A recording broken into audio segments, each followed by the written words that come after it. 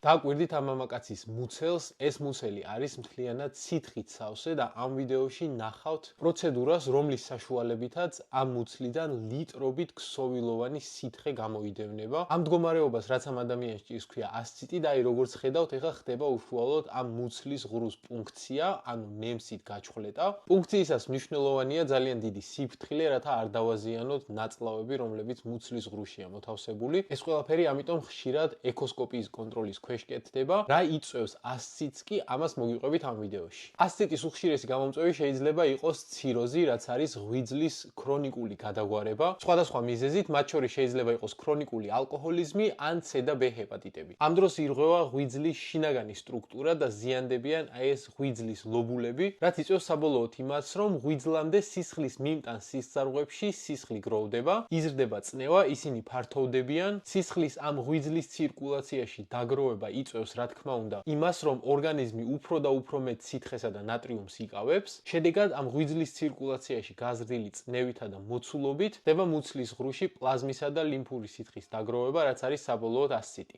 მსგავსი შორსწასული დაავადებების შემთხვევაში ხშირად ერთადერთი გამოსავალი, რომელიც განკურნავს პაციენტს, არის ღვიძლის გადანერგვა, თუმცა პერიოდულად ამ ასციტის დრენირებით, რაც ვიდეოს დასაწყისში ვნახეთ, შეიძლება ადამიანს შეუმსუბუქოთ ნიშნები და სიმპტომები.